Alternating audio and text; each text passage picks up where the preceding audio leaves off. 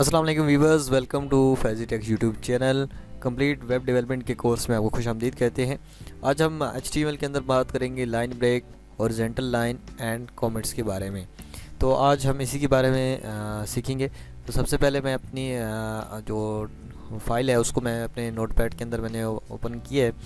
तो उसके अंदर बॉडी के अंदर जब भी हम कोई चीज़ लिखते हैं, फॉर एग्ज़ाम्पल हम अपना टाइटल लिख रहे हैं।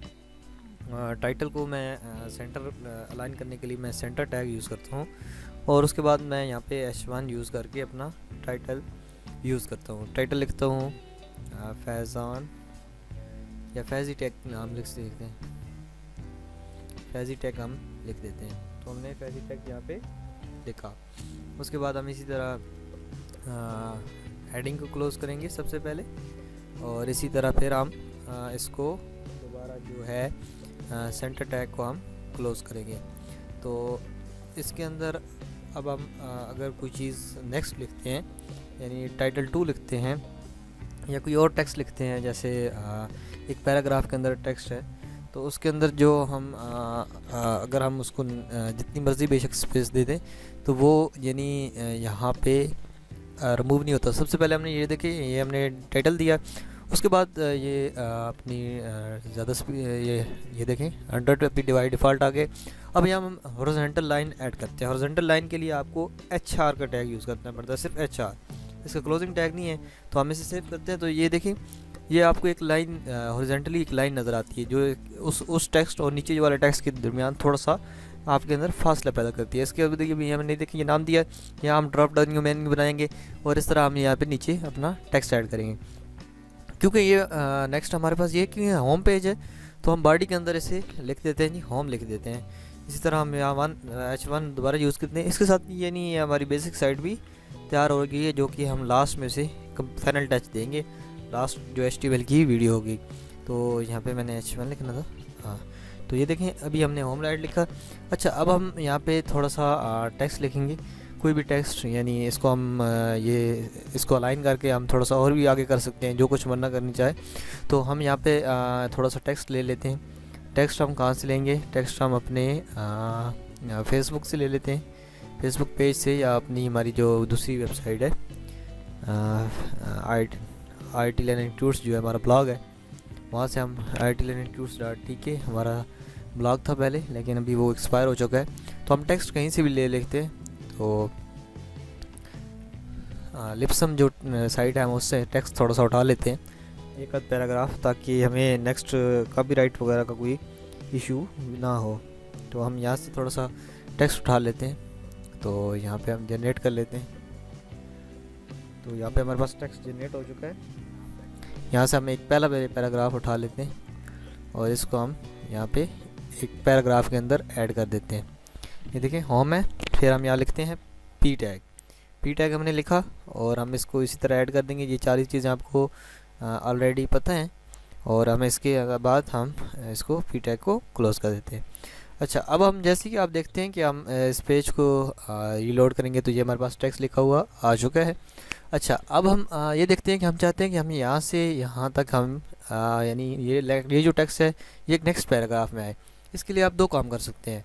फर्स्ट ऑफ़ ऑल, अगर आप ये देखें, यहाँ से अगर आप इंटर जितनी मर्ज़ी कर लें, और सेव करने के बाद आप रीलोड करेंगे, तो ये ब्लैंक स्पेसेस नहीं एक्सेप्ट करता HTML के, जो आपका जो वेब ब्राउज़र है।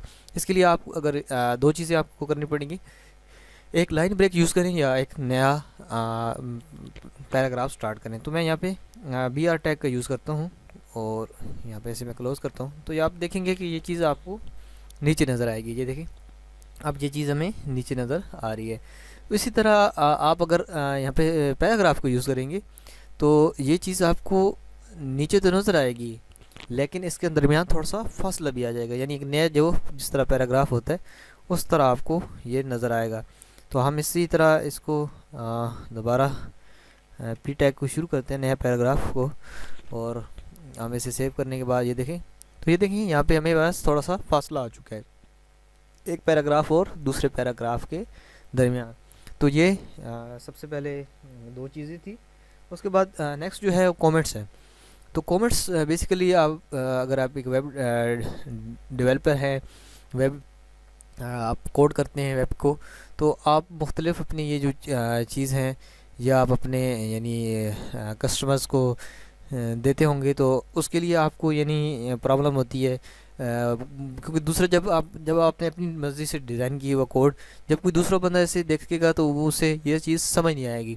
तो हम यहाँ पे मुख्तलिफ़ चीज़ कमेंट्स की सूरत में लिख देते हैं। फॉर एग्ज़ाम्पल मैं यहाँ पे एक कमेंट ऐड करता हूँ, और यहाँ चले मैं नीचे बॉडी में टाक कमेंट ऐड करता हूँ।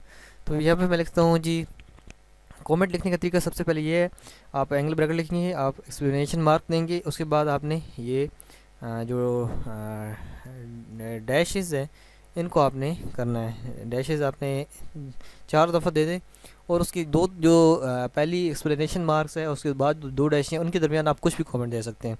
ये कमेंट जो होता है ये डिस्प्ले नहीं होता, बल्कि आपकी कोड में ही रहता है, लेकिन जब आप इसे कोड व्यू करेंगे तो वो आपको नज़र आएगा। अच्छा, अब मैं आपको वाइट लाइव एग्जांपल ही दिखाता हूँ। ये देखें, मैं यहाँ कहता हूँ जी हेडिंग 1 इज़ स्टार्ट। चल नहीं, हेडिंग 1 नहीं तो मैं पैराग्राफ 1 लिख देता हूँ, क्योंकि हेडिंग तो आगे भी आएंगी। पैराग्राफ, यहाँ पे हम मुख्तलिफ जो हम डिवीजन्स यूज़ करते हैं और मुख्तलिफ जो चीज़ें यूज़ करते हैं उसके लिए हम लिखते हैं। अच्छा जी, पैराग्राफ 1 इज़ स्टार्ट है, तो ये मैंने लिखा और मैं इसको सेव करने के बाद रीलोड किया, तो ये देखें मुझे यहाँ पे कोई भी ये चीज़ सामने नज़र नहीं आ रही। लेकिन मैं अब व्यू पेज सोर्स में कहूँगा तो ये देखें यहाँ पे मुझे कोड यानी इसको देखने में आसानी होगी। ये मुझे चल जाएगा कि यहाँ से जी हेडिंग 1 स्टार्ट हो रही है। अच्छा, यहाँ पे जी ये पैराग्राफ हैं, इस तरह मैं चीज़ें जब लिखूँगा तो वो हमें अपनी जब हम कोड देखेंगे या बाद में हम जब कोड कुछ अर्से बाद देखेंगे, कहीं हमें प्रॉब्लम आती है तो हम वो इजीली फाइंड कर सकते हैं। So I hope you understand what I am saying. मिलते हैं नेक्स्ट वीडियो के अंदर, तब तक के लिए अल्लाह हाफिज़।